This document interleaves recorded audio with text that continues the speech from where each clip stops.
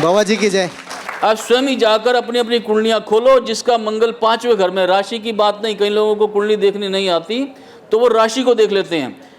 आपका जो ऊपर का सबसे घर होता है वो पहला घर होता है, वहां से ऐसे गिनती शुरू होती है। तो 5वें घर में यदि मंगल बैठा तो उसका ब्लड ग्रुप बी होगा।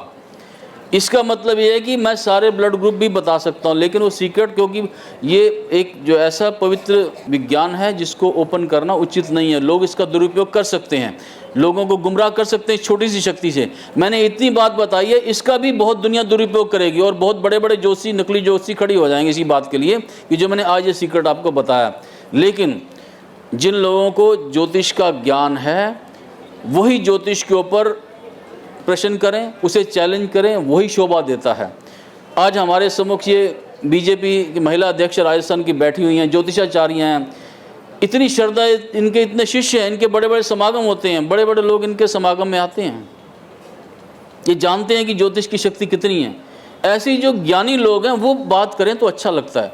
एक मूर्ख व्यक्ति या एक मूर्ख बाबा है जिसको अपनी कुंडली का पता नहीं, कब वो जेल में चला जाएगा उसको ये नहीं पता, यदि वो ये बोलता है कि ज्योतिष ढकोसला तो वो उचित नहीं है। हमें उनको माफ़ कर देना चाहिए, उनकी अज्ञानता को भूल जाना चाहिए।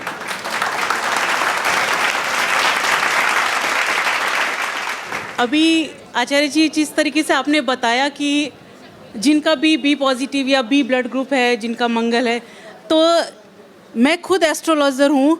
इन्हीं की बात को पुख्ता करते हुए कहती हूँ कि हाँ, जिनका मंगल पंचम भाव में होता है उनका बी पॉजिटिव होता है, और मेरे हस्बैंड का मंगल पंचम भाव में है और उनका बी पॉजिटिव ही है।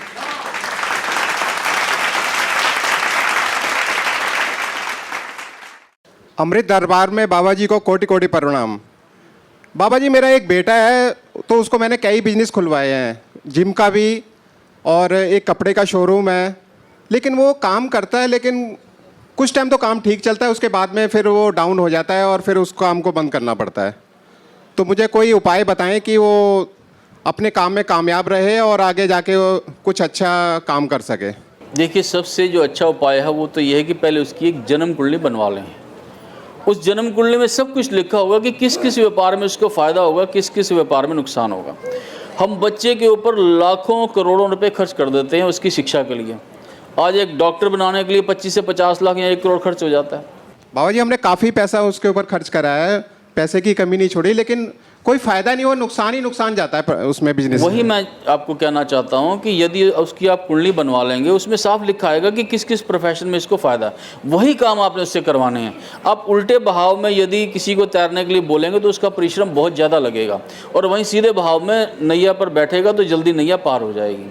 तो आप उसकी कुंडली बनवाकर जो सही प्रोफेशन में उसमें उसको ले जाएँ, उसमें उसके जन्म कुंडली के अंदर सारे अच्छे और बुरी बातें, उसके उपाय सब कुछ होगा, उसके अनुसार उसे करें।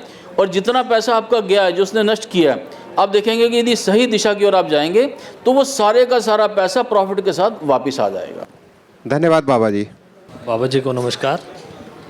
बाबा जी, मेरा एक छोटा सा प्रश्न है। मैं पूछना चाहता हूँ कि हमारा असली धर्म कौन सा है? लोग मंदिर भी जाते, दरगाह भी जाते, पीर भी जाते, चर्च भी जाते, एक ही। तो असली धर्म हमारा कौन सा है? देखिए, आपकी जो आत्मा है वो बहुत ही पवित्र है और परमात्मा का स्वरूप है। यदि आप पिछले 100 सालों में देखेंगे, आप अपने आत्मा को पिछले 100 जन्मों में ले जाएंगे, जैसे हम प्राचीन काल में भी और आज भी आप ले जा सकते हैं हिप्नोसिस के थ्रू। आप देखें कि 100 जन्मों में आप क्या रहे हैं। आप हिंदू रहे हैं, आप मुस्लिम रहे हैं, आप सिख रहे हैं। मैं केवल उस धर्म की बात कर रहा हूँ जो आप लोग मानते हैं। तो 80-90% आप यदि मनुष्य योनि में हैं तो आप हिंदू ही रहे होंगे, क्योंकि हिंदू धर्म ही सनातन धर्म है। और यदि आज कोई मुस्लिम भी है, कोई सिख भी है, कोई और भी रिलीजन से है, तो यदि वो पिछले जन्मों को जाकर अपने देखेगा तो अधिकतर धर्मों में वो हिंदू ही मिलेगा। लेकिन मैं इस धर्म के चक्कर में आपको नहीं डालना चाहता हूँ। मैं तो केवल एक बात कहता हूँ कि धर्म एक लाइफस्टाइल है। आप उस दिव्य शक्ति की पूजा कैसे भी करें, भगवान भाव को देखते हैं, वो आपके धर्म को नहीं देखते। उन्होंने कितने ही भक्तों को जो उनके दुश्मन थे उनको भी मुक्ति दे दी। जो उनसे नफरत करते थे, जो उनसे डरते थे, जो उनके साथ युद्ध करते थे, जो उनकी भक्ति करते थे, जो उनसे प्रेम करते थे, जो उनकी तपस्या करते थे, उन सभी को उन्होंने दर्शन दिए। तो आप रोज़ भगवान को चाहे पत्थर ही क्यों ना मार लो, तब भी वो आपके ऊपर कृपा करेंगे। वो आपकी भावना को देखेंगे, आपके धर्म को नहीं। और धर्म केवल इतना ही है कि दूसरे को आप चोट ना पहुंचाओ, उसका नुकसान मत करो, क्योंकि यदि आप दूसरे को नुकसान करेंगे वो आपकी आत्मा में स्टोर हो जाएगा और किसी ना किसी जन्म में वो आके आपको उल्टा फल देगा। तो आपका धर्म है अच्छा कर्म। धन्यवाद बाबा जी। प्रणाम बाबा जी। बाबा जी मेरा सवाल ये है, यदि आप किसी को भला करते हो तो वो आपके साथ बुरा क्यों करता है? क्योंकि यदि कुंडली के अंदर बृहस्पति मंदा हो, अर्थात गुरु जो भाग्य का फल देने वाला ग्रह है जी, वो मंदा हो, मंदा होता है छठे, सातवें और 10वें घर में। ऐसा व्यक्ति यदि ज़्यादा पूजा पाठ करेगा, ज़्यादा धर्म के कार्य करेगा, ज़्यादा भलाई के कार्य करेगा, तो उसको उसके बदले में बुराई मिलेगी जी। तो ये ऐसा ही योग जिन लोगों की कुंडली में है, वो भला भी करेंगे तब भी उनको बुरा करने को मिलेगा। तो उनके लिए मना होता है कि वो भला करें। तो यदि आप भला कर रहे हैं तो उस भलाई वाली जो आदत है, बुरा मत किसी का करो लेकिन भला मत करो, क्योंकि यदि आपकी कुंडली इशारा कर रही है कि भला करने से आपका बुरा हो रहा है, तो आपको भला नहीं करना, आपकी कुंडली उसे मना कर रही है। जी, थैंक यू बाबा जी। अमृत बाबा की चरणों में कोटि कोटि प्रणाम। बाबा जी, आज मेरा एक सवाल है कि मेरी मम्मी के नी में हमेशा पेन रहता है, तो इसके लिए कुछ उपाय बताएं। जब भी जोड़ों में दर्द हो, केतु खराब होता है, उनको हो सकता है पेशाब की भी प्रॉब्लम हो, हड्डियों में भी दिक्कत रहती हो, तो ऐसी जो समस्या आती है वो केतु के कारण आती है। छोटा सा उपाय है, जब सुबह रोटी बनाते हैं, पहली रोटी कुत्ते के लिए बना लिया करें मीठी, और हो सके तो तंदूर वाली रोटी उनको खिलाएं कुत्तों को। तंदूर में लगी हुई रोटी कुत्तों को खिलाएंगे तो केतु आपका शुभ होगा। और उसी तरह जैसे मैंने बताया कि गणेश जी की फ़ोटो को रोज़ केसर के उससे तिलक कर दें, तो इनका जो जोड़ है, जोड़ों का दर्द है, वैसे तो डॉक्टर की ओपिनियन लेना ज़रूरी है, जैसे डॉक्टर एडवाइस करे वैसे करना चाहिए।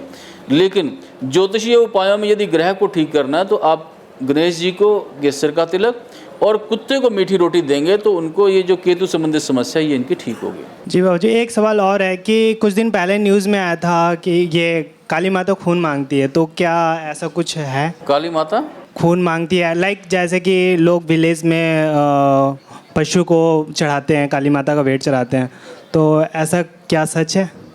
देखिए, आप राम को मानते हैं, श्री राम ने ये जो बलि है ये बंद कर दी थी कि ये मनुष्य की बलि पहले दी जाती थी, जी बिल्कुल। तो उन्होंने ये बंद करवा दी थी। अब यदि किसी ऐसे स्थान के ऊपर बलि दी जाती है तो वो गलत है। हमें ना तो पशु की बलि दी जानी चाहिए और ना ही किसी और की। तो जीव हत्या मना होनी चाहिए, कारण जीव भी एक ग्रह का रूप है, तो जो उस ग्रह को मार रहा है उसको भी वैसा ही फेस करना पड़ेगा। जी बिल्कुल। तो अलग अलग धर्मों में यदि कहीं ऐसा विधान दे दिया गया है, तो मेरे विचार में जो अमृत धर्म का विचार है वो यही है कि हत्या नहीं करनी चाहिए। यदि कोई भी व्यक्ति ऐसा कर्म करता है तो उसके लिए वो निषिद्ध होगा, पाप होगा। लेकिन एक बात और ध्यान देनी पड़ेगी आपको धर्म के विषय में। एक कसाई है, कसाई रोज जीवों को काट रहा है, आप लोग में से कई लोग उसको खाते भी होंगे, वो उसका पैतृक पेशा है, वो पाप नहीं कर रहा। क्योंकि यदि बंगाल में रहने वाले लोग मछली खा रहे हैं, और ऐसे समय थे जब प्राचीन काल में जब वहाँ मछली के अलावा कुछ नहीं होता था, तो मांस खाना वहाँ वर्जित नहीं है, उनके लिए वो धर्म ही है। उसी तरह ऐसे स्थान जहाँ पर खाने पीने के लिए कुछ नहीं है और वहाँ आपको मांस खाना पड़ रहा है, तो वो वर्जित नहीं है। वहाँ जो व्यक्तिगत धर्म है, अपने शरीर की जो रक्षा करना है, वो सर्वोपरि धर्म है। उस शरीर की रक्षा करने के लिए यदि वहाँ जीव हत्या करके आपको खानी पड़ रही है तो वो अधर्म नहीं है। लेकिन व्यर्थ में एक पशु को काट के और एक पत्थर के ऊपर चढ़ा देना वो अधर्म है, क्योंकि वहाँ एक व्यक्ति के शरीर की रक्षा नहीं हो रही। यहाँ यदि व्यक्ति अपने शरीर की रक्षा के लिए ऐसा कर्म कर रहा है तो वो बुरा नहीं है। लेकिन जहाँ सभी भोग्य पदार्थ उपलब्ध हैं, इस मांस के अलावा, शराब के अलावा बाकी इतनी अच्छी अच्छी चीज़ें हैं, व्यक्ति तब उन अच्छी चीज़ों को छोड़कर और तब मांस की ओर जा रहा है या वो अशुद्ध चीज़ों की ओर जा रहा है, तो वो पाप है। उससे हमारी मति खराब होगी, मति खराब होने से हमारे से गलत काम होगा और गलत काम का फिर परिणाम भी गलत होगा और वो पाप का रूप ले लेगा। धन्यवाद बाबा जी।